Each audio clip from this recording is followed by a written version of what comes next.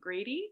My name is Ara McCauley. I'm the Artistic Director for Kingston WritersFest, and I'm delighted to welcome you to this second in our series of pre-festival events. Thank you very much for joining us. I'd like to begin by acknowledging that the land on which the festival customarily takes place and where I stand tonight is the traditional territory of the Anishinaabe and Haudenosaunee peoples. We gratefully acknowledge these Indigenous nations for their ongoing guardianship of this land. We agree to peaceably share in responsibility for stewardship of this land, its waters, and of its biodiversity. All those who come to live and work here are responsible for honoring these relationships in the spirit of peace, friendship, and respect. I'll introduce Lawrence Scanlan, tonight's interviewer, in just a moment, but first, some quick housekeeping. I'd like to thank, as usual, the Canada Council, Canadian Heritage, Ontario Arts Council, and the City of Kingston and Kingston Arts Council for their ongoing support of the festival. Thanks to Novel Idea Books for the support of tonight's presentation.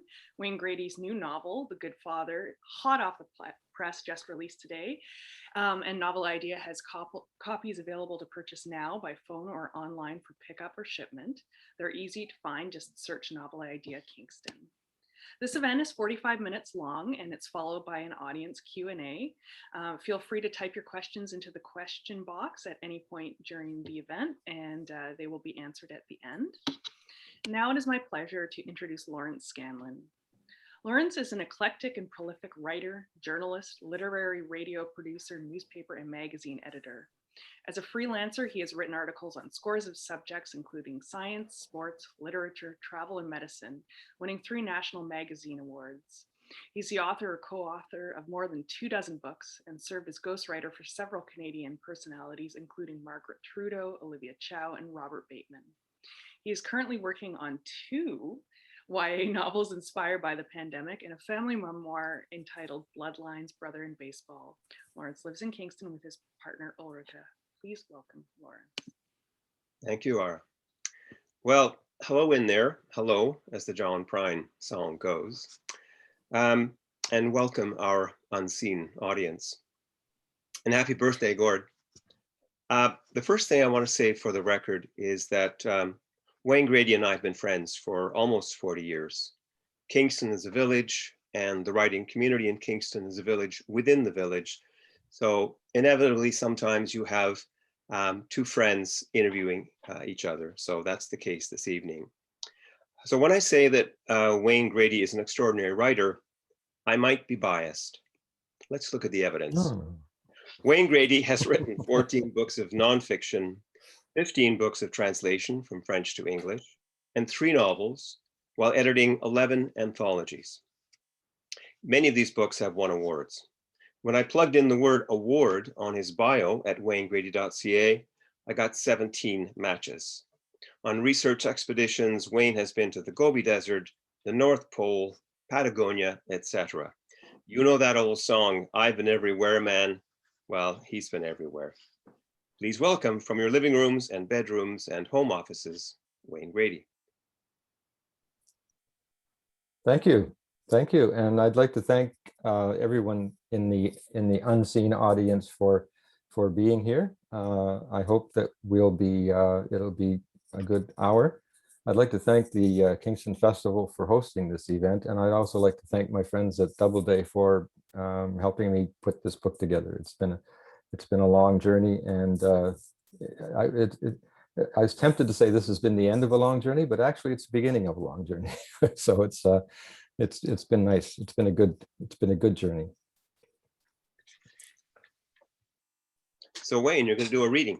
I'm going to do a reading. Yes, I'm going to read from the very beginning of the novel. So it shouldn't need much of a setup, but I'm going to set up a little bit anyway. I'm reading a section from the voice of Daphne, who is the daughter. The 2 main characters of the novel are Harry Bowes, who is the father, and Daphne Bowes, his daughter, who is 20. Daphne is now living in Harry's basement apartment, in Harry's house, after having been through rehab, and at the behest of her psychotherapist is writing a letter to herself, an unsent letter.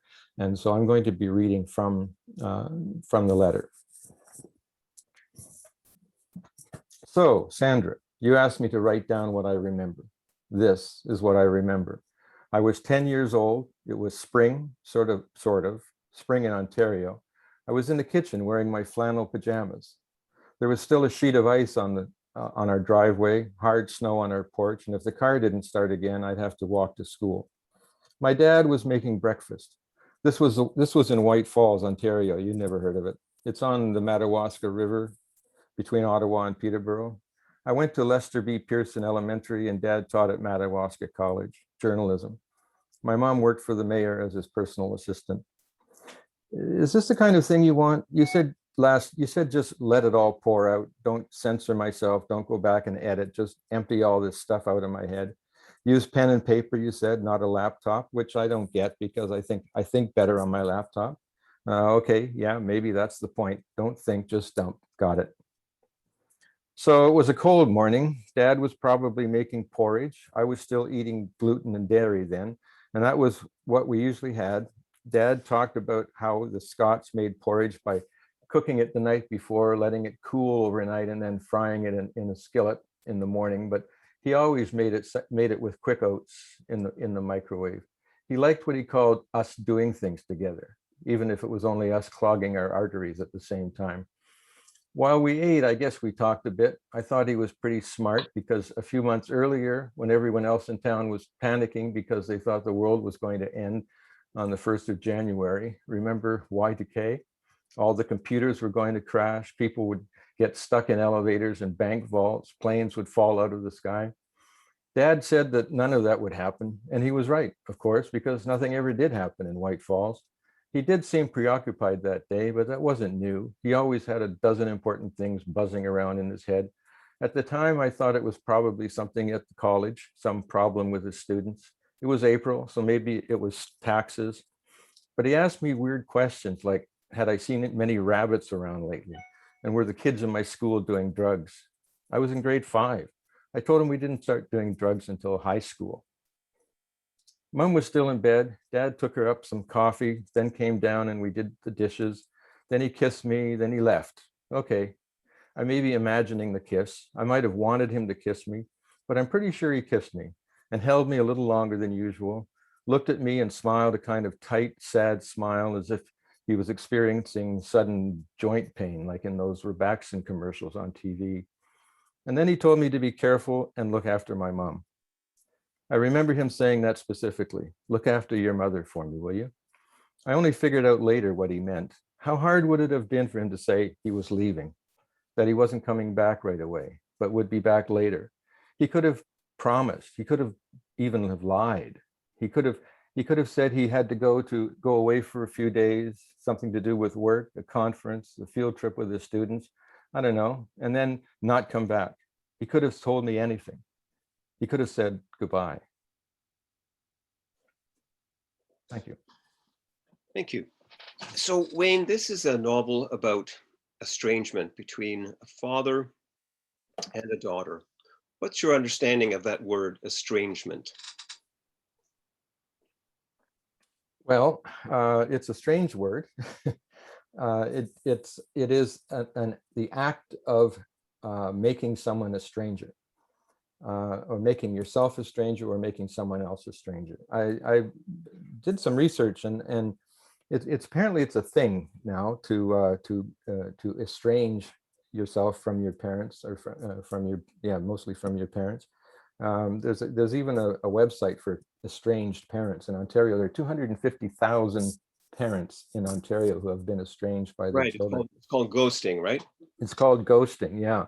And it's just something that, I think children have been doing that sort of for a long time without actually making it a formal thing, without actually saying I am estranging you. It's sort of like saying I'm divorcing you, divorce, divorce, divorce.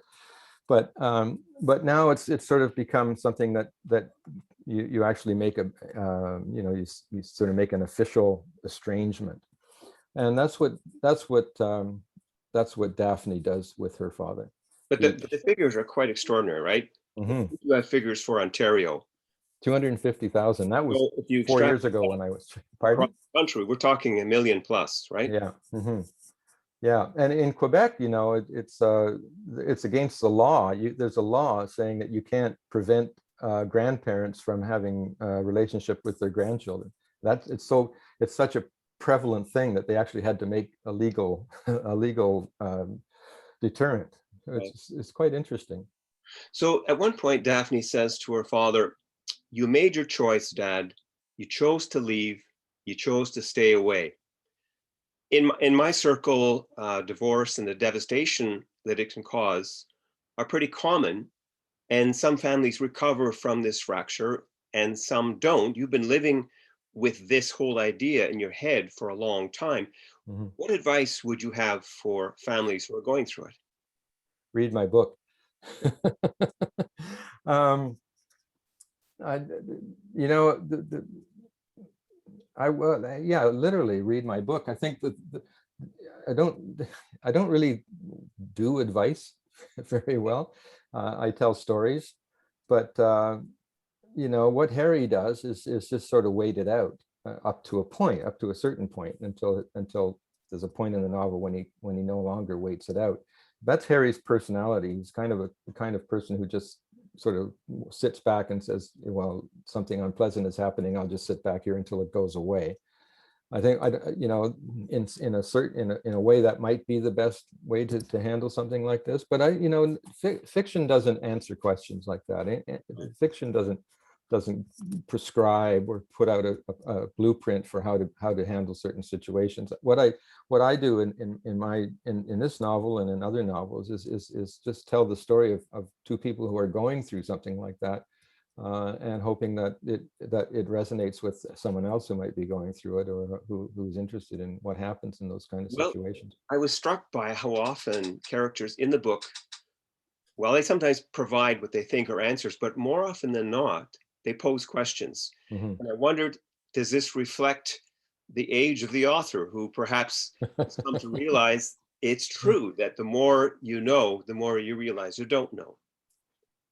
Yes, yeah. I mean, every question you try to answer raises a dozen more questions. I always think of Gandhi, who said, don't follow the people, don't follow the person with the answers, follow the person with the questions. Right.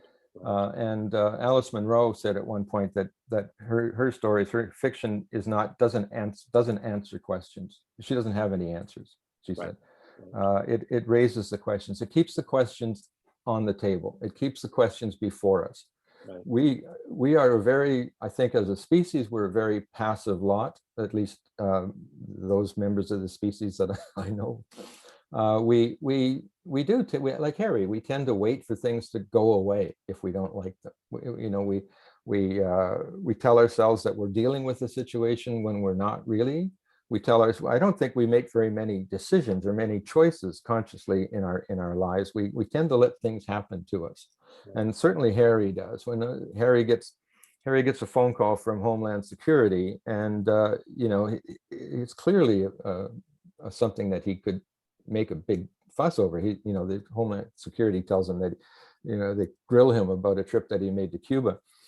Even though he's Canadian. Well, they have no right to do that. He knows they have no right to do that, but he doesn't do anything about it. He just sort of says, "Oh, I guess I better not go to Cuba anymore."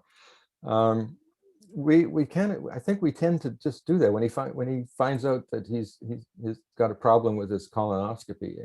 He doesn't ask the question. He doesn't say to his doctor, "Well, do I have cancer? I don't." He backs away from things, and that's what escalates the problem with Daphne, is that he doesn't confront her. He feels her slipping away. He feels her backing away from the relationship, and he doesn't go after her and sit down with her and ask her what the problem is. He's afraid of the answer, maybe, but I think he just thinks that this is just a phase that everybody goes through. So the book is called The Good Father. Mm-hmm. What, in your view, constitutes? I am a father. You're a father. I hope I'm a good father. I'm a good father. Yeah. What defines a good father? Well, I think everybody thinks that they're good people. I don't think there are very many people, and I may be completely wrong about this, but I don't think there are very, very many people who sort of get up in the morning and say, "Oh, I'm going to be a bad person today." I think people think generally that they're good people, and in Harry's case, Harry as a character in my mind is a kind of continuation of Virgil Moody, who was the main character, one of the main characters in my last novel, Up from Freedom, in that he thinks of himself as a good person, but he doesn't actually do anything to confirm or deny that he's a good person. He just thinks of himself as a good person. Virgil in Up from Freedom thought he was a good person, but he clearly made mistakes that caused pain to other people. And I think Harry is like that too. And I think many of us are as parents, with inadvertently causing distress to the people who are closest to us. But sorry, just to Yeah. finish that. I mean, who is the good father in the story? I think Harry thinks of himself as a good father, and I think that by the end of the novel, Daphne comes to think of him as a good father also. But it takes a lot of a novel to get them to that point. Right. So the novel does explore the tension between a father and a daughter. I wondered if you were ever tempted to show all or part of the book to your own daughters to see what their take might be on whether you're successful in capturing that tension or not. Yes, I showed the Daphne section to my youngest daughter a year or so ago when I was working on it. I showed it to her to see if I was capturing that voice well. But I also was sort of watching to see how she would respond to what Daphne was saying and doing in that section. I think I caught the voice. But yes, I mean, I've talked to, if you ask me how long I've been working on this novel, my oldest daughter is 46. I think that's how long I've been working on this. I've been interested in the question of fathers and daughters, father-daughter relationships for a long time. There aren't that many books about, that many stories, novels, works of fiction about the father-daughter relationship. There's lots of father-son relationships. There's lots of mother-daughter relationships. I almost have to go back to King Lear to find a really strong central story that is all about a father's relationship with his daughters. Later in the book, you quote from the Yeats poem. It's a poem about a father expressing his love for his daughter, but also his anxiety. Did you feel that anxiety when your daughters were growing up? All the time. I think that's how one parents, at least that's how I parent. One of my early titles for this novel, one of my working titles for it before it became The Good Father, was The Catastrophist. And Harry is a catastrophist, and I've been called a catastrophist in my time. But what we do is we imagine the worst possible thing that can happen to our kids.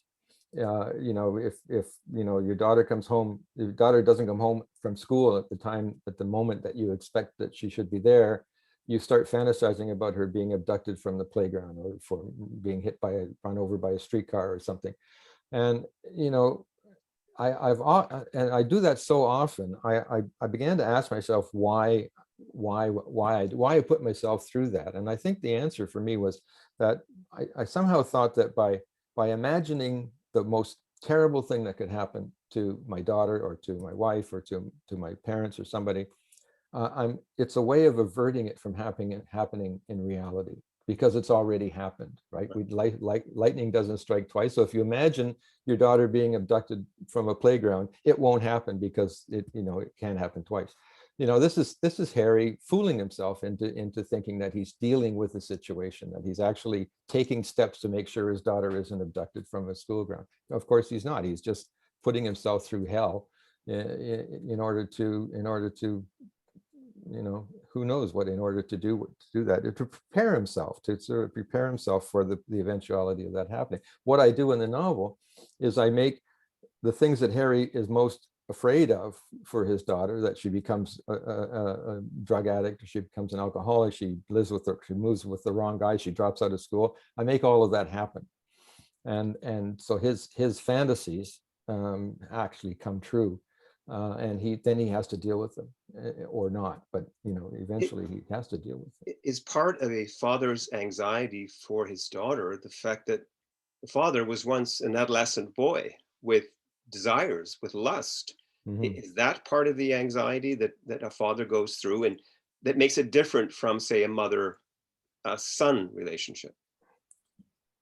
I was certainly going through adolescence, going through, being a man in our society. He has had there's a lot of that kind of sort of attitude towards women and towards female children. I don't know. I don't in the novel at all get into sort of any kind of Freudian father-daughter relationships. It's more of a concern for her well-being and for her future. One of the things that Daphne accuses Harry of is wanting her to be exactly like him and to do it to be exactly what he wants her to be, and not allow her to be herself. I mean, how many times have we heard this? And that's a surprise to Harry because he doesn't want her to become exactly like him. He wants her to become her own person, but not her own person if that means putting herself into danger. And yeah, of course you worry about as a father with daughters, you worry about them getting into sexual problems. But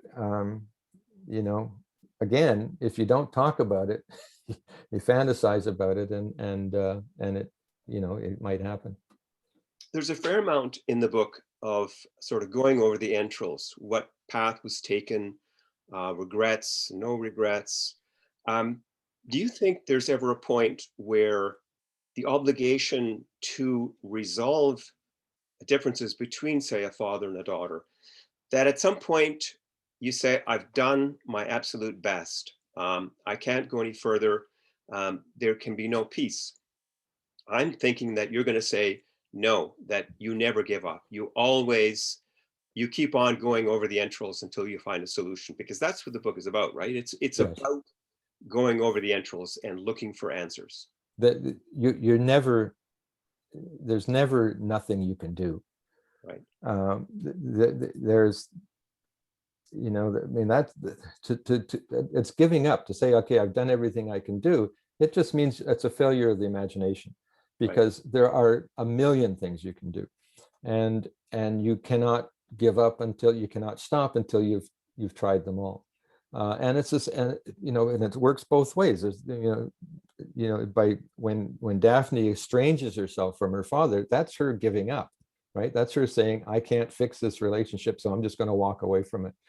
That also is not a solution. So no, there are many things that, I think as civilization, pardon the expression, as society moves forward, we're learning all the time that there are all kinds of avenues to explore in almost every field that we haven't even thought of before. As men, we haven't been the kind of people to think about the way to deal properly with women. And we're only learning now how to do that. And maybe at my age, maybe I'm only learning now how to do that. But I think as a society, we're moving towards learning how to do that slowly. We're learning how to deal with many social problems that exist very, very slowly. Anyway. There are some pretty sharp exchanges in the book between the father and the daughter. Yeah. And I think of that period when, say, a child is about 12, and suddenly the father who knew everything now doesn't know a damn thing. I remember my own son, when he was about 12, he would walk 10 paces behind his mom and his dad because he didn't want to be associated with us. So I had gone from knowing everything to knowing nothing. So was that part of the book actually fun to write, or was it painful to remember those times when you fell off your pedestal as a father? Yeah, it was a very painful book to write. Not because I've had exactly those problems with my daughters, but because I fantasized about having those problems with my daughters. And also because because one has problems, with one's children, and you have to sort of relive them. I relived a lot of things when I was writing this novel. The question of the sort of sharp dialogue between them, I wanted to make both Harry and Daphne intelligent and articulate, and therefore to me interesting, and to have so that the conversations would be interesting, and Eleanor's as well, and all the characters. Daphne and Harry are very much alike, in as fathers and daughters sometimes are. They know where each other's buttons are, and they know how to push them, and they don't when crises come, when situations arise, they don't hesitate to push those buttons, and that makes for a very, very volatile situation. Mm-hmm. I think that what happens in a relationship is that people can sort of relax in a relationship, and sort of become sort of laissez-faire in a relationship, thinking that there's lots of time to fix these problems. I don't need to work on it now. And that works in a way until a crisis occurs, until a life is threatened, or a way of living is threatened. And then you have to know how to act. You have to be prepared to act. And that's what Harry's problem is, that he wasn't prepared for the crisis that Daphne gets into.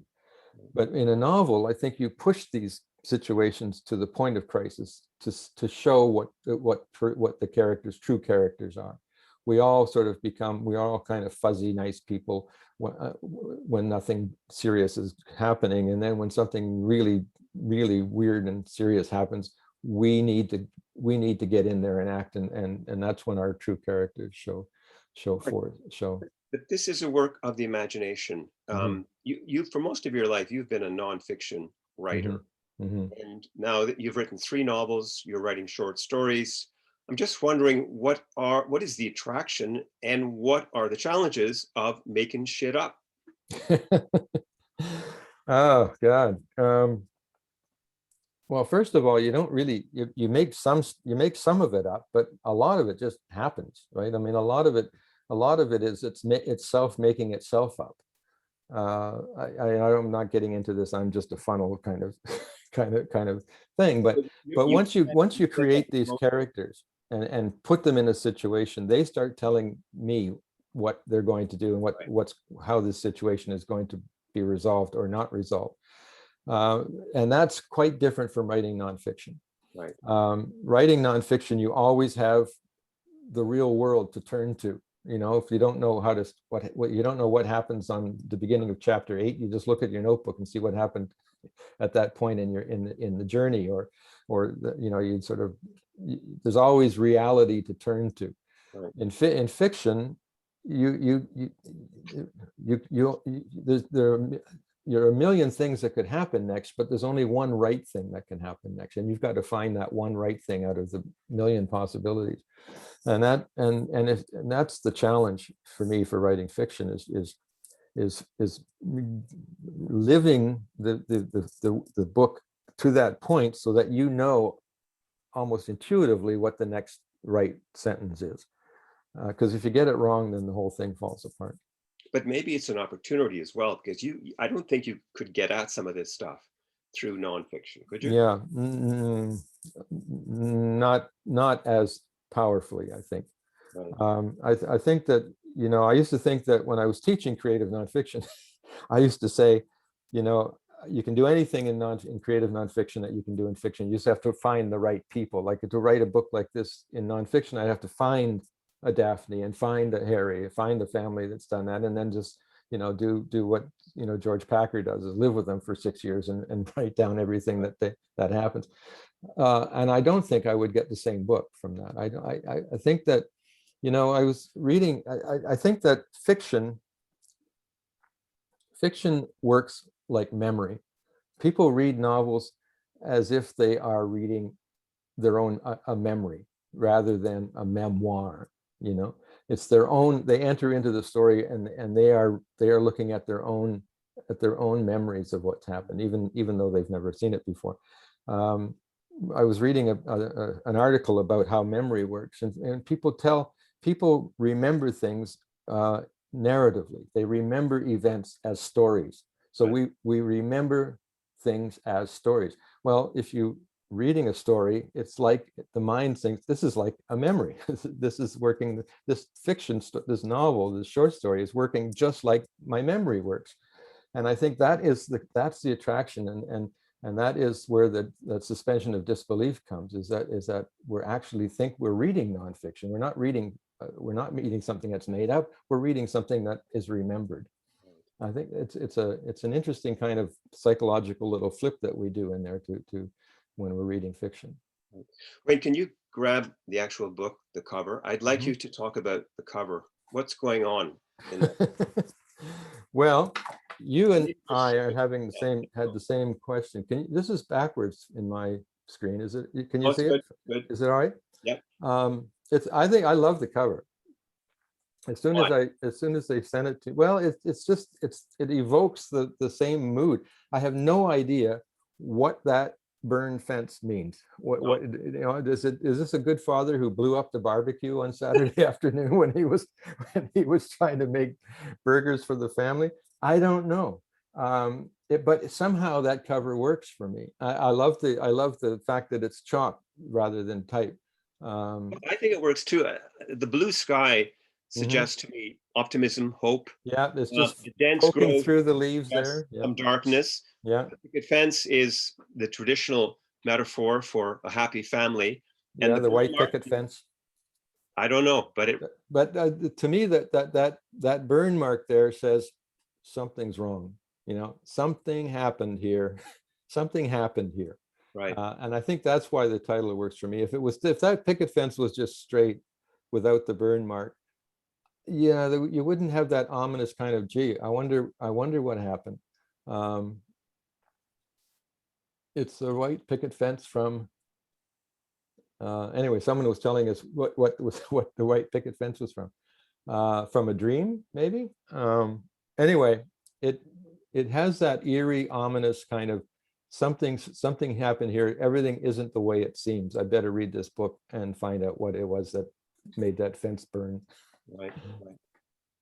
So Daphne, the daughter in this novel, is not a writer, but she's been advised by her therapist to write things down as a kind of process. Mhm. Do you do that as well? What was the writing of this novel a kind of figuring things out for you? Oh yes, absolutely. It was you know you, people say write what you know. I would say that a better advice for writers: write what you want to know. So when I'm confronted with something that I don't understand or I want to understand, I start writing about it.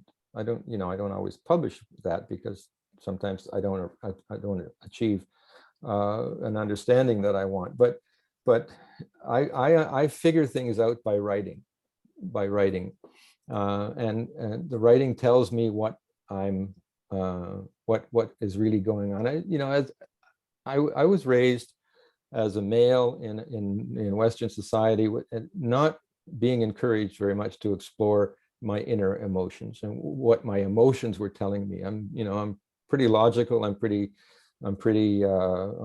intellectual in some ways, but I've never been able to really articulate or understand what my emotions, my emotional life or my emotional intelligence has been saying. So by writing these things and by writing down these letters to myself, I find myself allowing my subconscious, it's not even subconscious, but allowing my emotional self to talk to my intellectual self. So yeah, it is a process. When a friend of mine who's a psychotherapist um, has her clients doing that, writing letters like the one that Daphne's writing to herself or to her therapist, whoever it doesn't matter who you address it to. It's a matter of just getting it down. And I've done that, and it's really an amazing process. You're not supposed to show it to anybody. You're supposed to read it and see what it is saying to you. What are the themes that keep coming up? What are the examples that keep coming up? What is the event that you keep going back to? In Daphne's case, she keeps going back to her father leaving. And so much so that she has convinced herself that it's her father's leaving that is responsible for all the bad things that have happened to her since then. And maybe it is. Maybe it is. One of the things the novel's about is sort of dueling memories. Whose memory of that event when Harry left the family, when Daphne was 10 years old? Daphne's memory of that event, is that accurate? Maybe, but is Harry's account of that situation, is that accurate? I mean, it's remembering something that overwhelming at that distance. I think both of their memories is probably flawed, and so what does that tell us about relying on memories and stories to sort through situations? What did you feel at the end of the novel when you were finished? What did you feel? Well, you know, Flaubert said that when he, at the end of Madame Bovary, when he made Emma Bovary take poison, he threw up, he vomited himself. He had become so much a part of Emma Bovary's life that he felt that he had taken the poison himself. I understand that now. When I finished this novel, I felt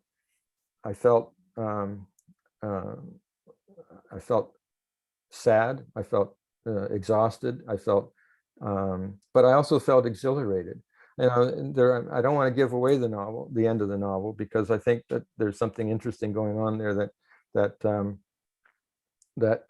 I didn't know was going to happen. I didn't know when I started writing the novel. In fact, up until I was almost halfway through the novel, I didn't know what was going to happen to Harry. And when it did happen, I felt like it had happened to me. Mm-hmm. Right.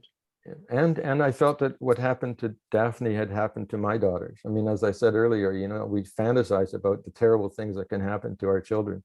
Well, I fantasized and I made it come true in this novel. Right. So Daphne does get into some serious trouble with drugs and alcohol. I learned that roofies, rope, forget pills, and lunch money are all code words for something. Why were you drawn to this territory? First of all, what do those words mean, and why were you drawn to this territory? Those euphemisms, all those code names that you said are names for date rape drugs. Mm-hmm. Why was I drawn to that? Because I was writing about kids in a small town, Ontario, in high school, getting into drugs, and that's the kind of things they got into, and that was, those are words that they use all the time. To me, it was like I was learning a new language. But I would after, how when you see a new word and then it's a new word to you, and then suddenly you see it everywhere and everyone's using it and you've never heard it before. That's what happened to me. I mean, I had to look up roofies. I Googled what, date rape drugs, and I saw all those names for them, and I sort of dropped them into certain conversations as if I was being really hip. I know what these words are, and my kids sort of look at me like, what? We haven't used that word in 15 years, Dad.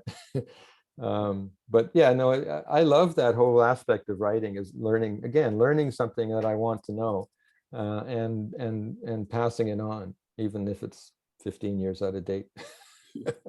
So Daphne blames her father for Mm-hmm. a lot of things, Mm-hmm. but one thing she holds him accountable for, and his generation, is what she calls the sickness that had been visited upon the earth. So mm-hmm. How important is environmental degradation in this particular father-daughter divide?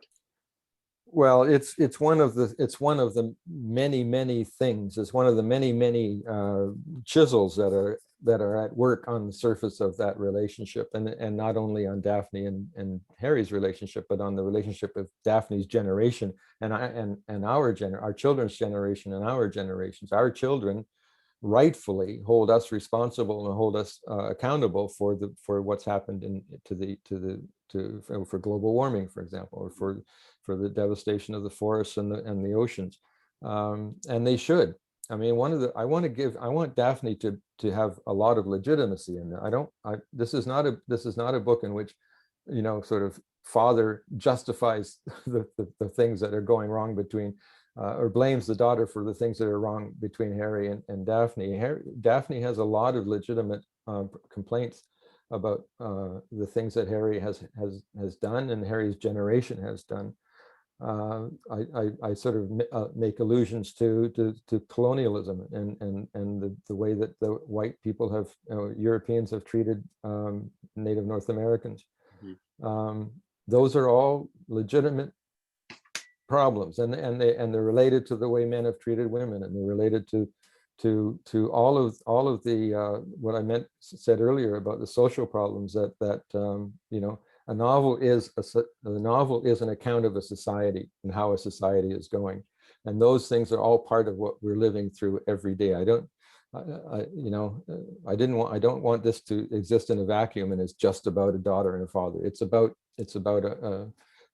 two sides of a huge conflict. Okay, there are a lot of people who have questions. I think I've got one more question for you, Wayne, and that is, at one point Harry says, life is a tangled mess, but you don't untangle it, you learn to live with the knots. Knots hold things together. Is that the sound of wisdom, or is that the sound of resignation? That's the sound of Harry justifying doing nothing. Right? I just thought it was a great line. Yeah. Yeah. But it's a great line that says a lot about Harry. I don't think you should leave tangles. I don't think you should leave knots, a relationship tied up in knots. I think we need to untangle those knots and get those lines straight. Imagine, think of yourself as a sailor looking at a tangle of rope on the deck. Not going to work. Right. But I think, but for Harry, don't mess with this situation. It's working, whatever it is, just leave it alone. Knots hold things together. I'm just going to read you one message, Wayne. This is from Margaret Atwood.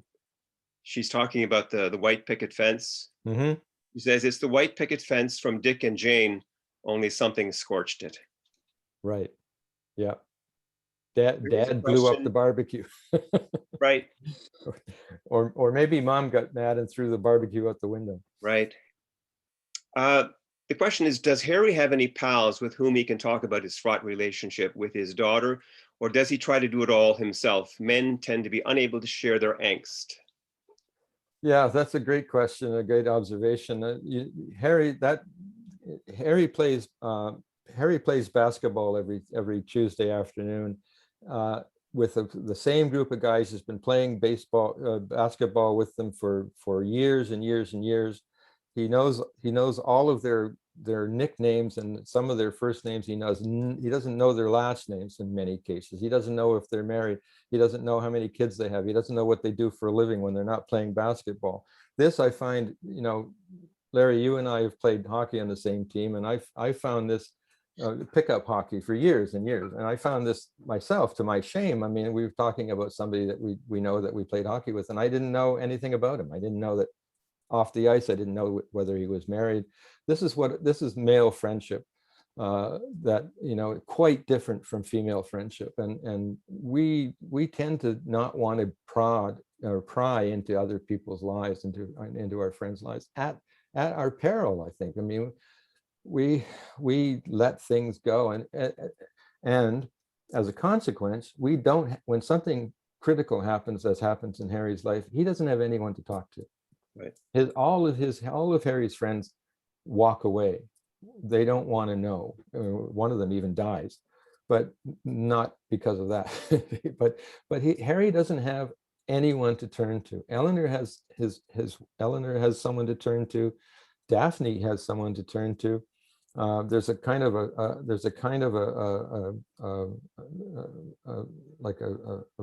relational relationship with the women in the novel, but Harry has no one to turn to.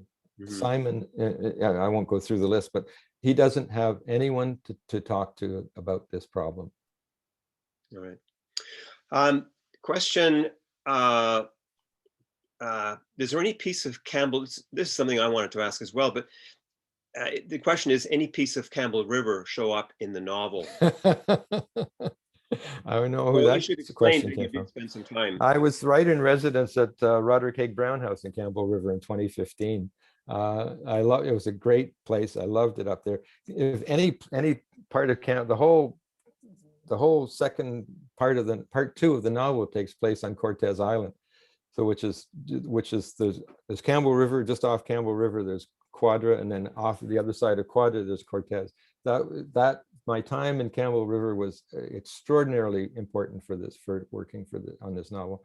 A friend, Jeanette Taylor, took me around Quadra, took me around Cortez, and the scene in the last two chapters of the novel is a place on Cortez Island that actually exists, and I wish that I had $2.4 million to have bought it at the time. I will never have that. But the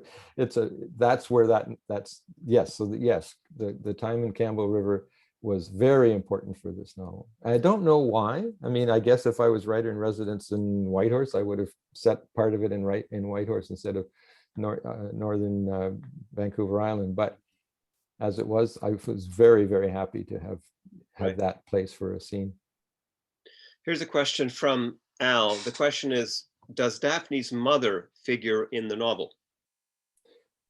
Well, yes. I mean, she's sort of off stage. She never appears in the novel. I wanted the novel to be about a father and a daughter, and I didn't want to get it all sort of confusing by having other players involved in that relationship. Yes, Harry's wife, but she goes off to a conference in South Africa fairly early on, so that Harry's left alone to deal with this estrangement situation. No, Daphne's mother is there, but she's not a big character. She's an offstage character. Mm-hmm. Very important to Daphne. I mean, when Harry leaves the family, he leaves Daphne with her mother. And so, but that's not what I was trying to get at in the novel. Okay. Here's a question from Margaret. She asks, is one of the basketball guys Matt Cohen? I wish he had been. No, this was, I played basketball with Matt in Toronto, and some here in Kingston. No, but no, I made the basketball part up. It was really hockey and baseball that I played with those guys. Right. Not basketball. Here's a question from Steve. Can you identify one specific exchange, observation, incident that convinced you that this theme was something you wanted to develop into a novel? Well, the theme, yeah, I was, Mavis Gallant talked about getting the idea or getting the start of a novel when she was riding on the subway in Paris, and she saw this. She was sitting behind a young mother and a daughter sitting on the seat in front of her, and she overheard a bit of conversation, and she wondered where that conversation had started and where it ended after they got off the subway, and that became her novel. My example of that is walking in Vancouver around the downtown east side and walking past Oppenheimer Park where the tent city with people, homeless people living there, and past needle exchanges or needle safe injection houses, and walking down a laneway and coming upon a dumpster in this alley behind the park, and just having a frisson of what is in that dumpster, what could be in that dumpster, and then imagining someone falling into that dumpster, and then imagining who might come and save that person. And then because I'd been thinking for a long time about writing about a father and a daughter, the answer that came to me was that, well, the daughter falls in the dumpster and the father comes along and finds her. That's where the structure and the how did the daughter get there? How did the father know she was there, et cetera, et cetera. Answering those questions gave me the themes for the novel. But I've been thinking about writing about fathers and daughters since, for a long time. This is a question from Julie. Hmm. The question is, would Harry advise Daphne to have kids if asked? I think Harry would be a little leery of advising Daphne to do anything at that point, at most points. Would having, well, no, I don't, how do you advise someone to have kids? It's yeah, I guess, yeah, let me think about this. This is like volume 2 of this novel, right? Right. Having kids certainly would give Daphne an insight into what it's like to be a parent. I mean, that, what kind of things Harry had to experience as a parent. But yeah, no, I don't know. Well, That's a good question. Wayne, you don't do advice. Yeah, well, Harry might. Yeah, right. But no, I don't know. It would. He certainly wouldn't advise her against it. Right. Here's a question from Denise. Do your daughters plan to write in response to the novel, and how father-daughter relationships are perceived? I certainly hope so. I don't know what they plan to do. They're both writers. They're both very artistic and intelligent and wonderful people. I would love to see what they would write in response to this novel. I haven't talked to them. I sent them the novel. I haven't, Claire hasn't seen, my younger daughter hasn't seen the novel since I showed it an early draft of the Daphne section. Oh God, 3 years ago. Right. And so I sent them a copy when I received my author's copies. I sent them each one. I haven't heard back from them yet. I would love, I'm really looking forward to sitting down with them and having a conversation about what they think of the novel. When I wrote Emancipation Day, which was pretty much based on my parents, it was almost a nonfiction novel about my parents. I dreaded, both of my parents were dead, but I imagined sitting down and talking to my parents after that novel came out, and I thought, oh, that would be a terrible conversation. But with this novel, because it's not a nonfiction novel, it's not autobiographical at all, but I think that I was getting at things that are universal in a relationship between a parent, a father, and their daughter. I'm looking forward to talking to my daughters about what they see in the novel and what I got right, what I got wrong. Right. Here is not a question, but a comment from Sandra, who says, "Hi, Wayne, no questions, but very much looking forward to reading The Good Father. Great dialogue. Cheers." Cheers. Hi, Sandra. I think you know who all these people are. I do. Yeah. This is like, this is, yeah. Here's a question from Dave. He says, "Do the Toronto Maple Leafs make an appearance in the novel? If not..." That's Carp. No, the Blue Jays do. Right. And they're playing tonight to try and even up the 11 games, 11 wins and 11 losses. So good on them. No, the Maple Leafs don't make it in. Yeah, it's very difficult to put the Leafs into a novel because, by the time the novel comes out, the whole situation could be different. This is from Catherine. She simply says, "You are a good dad." Ah, thank you, Catherine.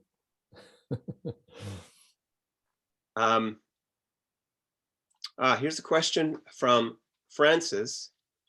How does your main character gain insight into how to approach the problems he is facing with his daughter? Well, a couple of things. There are two main characters. Harry is one of the main characters, and Daphne is. I think this novel is equally balanced between Daphne and Harry. And so, how does Harry gain insight into the problems that he's having with Daphne? He, after after the crisis that I talked about, Harry and Daphne sit down or get together, and they work on the problems that they were having before the crisis. This is all happening off stage. I don't go into it in the novel. This is all something that they reflect upon later. But what I think happened, and what I hope happened, and what I expect, if it did happen, would lead to the kind of rapprochement that Harry and Daphne have at the end of the novel, is that Harry just learned to shut up and listen to Daphne. He stopped trying to tell Daphne or tell himself what he needed to do in order to fix the relationship, and learned to listen to Daphne when she tries to tell him what she wants him to do to fix the relationship, or what she intends to do. I mean, one of the things that I think people need to learn to do is to shut up and listen. Right. And Harry has to. I think Harry learns that lesson the hard way. He almost, he learns it the hard way. I don't want to give away too much, but he goes through hell, and Daphne goes through hell, and one of the things that they both learn is that they have to learn how to listen. Right. We've got about 4 minutes left. Here's a question from Liz. When do you think dads change their perspective from controlling their daughters and laying down the law to support and advice? And is that the same for sons? I don't have sons. I have stepsons, and when I ask Liz whether she means when in Daphne's life did Harry learn to do that, like when she was 17 or when she was 20? Maybe. Or when she, at what point? Yeah. At what point in the novel? Or maybe more generically, like at what point in a daughter's life does that shift take place? Well, it can take place at any time. Right. I think as we get older, as each of the main players get older, it becomes easier. It's hard when the father is young and the daughter is young. Right. But I think as we all get older, we get more wise might be the wrong word, tired. tired of the fray. Right. Yeah. I think that's true. I think young people have a great appetite for war, and that war appetite diminishes with time. Here's a question from Chris and Karen. They'd like to know what your next writing project will be. Has been. I've already written. I'm hard at work on a series of mystery novels. And that's what I hope will be my next book, will be a mystery novel. I'm also working on, as I said earlier, we have, as a former freelance magazine writer, freelance writer, I never comfortable having just one project on the go at a time. I've always want to have several things going. So that if I get blocked on one, I can turn to the other, or just have, you get to a point after being a writer for 40 some years, when you know that an idea you have or a sentence that comes to your head doesn't belong in this book that you're working on. It belongs in this book over here that you intend to work on next. And so you get to have that sense of where certain ideas belong. One of the mistakes one makes as a young writer is to put things into one book that don't belong there. Right. I don't think I do that too much anymore. So I'm working on a mystery novel. I'm working on 3 mystery novels. I'm working on a book about COVID. I'm working on a lexicon, a COVID lexicon. I've been collecting terms and words that have become to be used in connection with the pandemic, that either were used in some other context before or weren't used at all before. I started doing that not with any sense of a book, but just as a sense, just out of a need to understand what was going on with this pandemic in our lives. As I said earlier, we write in order to learn what we want to know. And so I wanted to know what was happening with this pandemic.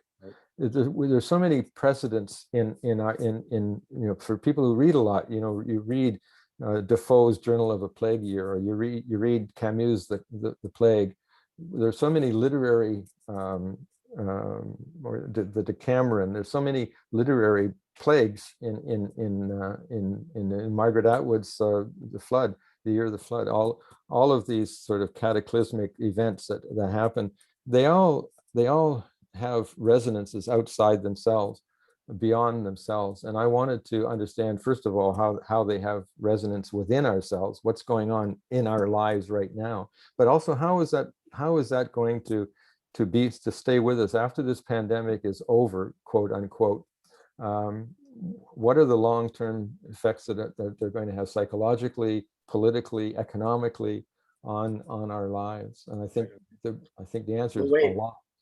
I think I'm going to make a prediction. I think in a time when books disappear, this book is going to get noticed. I think there's a great deal of power and reward in this book. So I'm not predicting prizes, but I think you're going to get some notice from this book. This is a terrific book.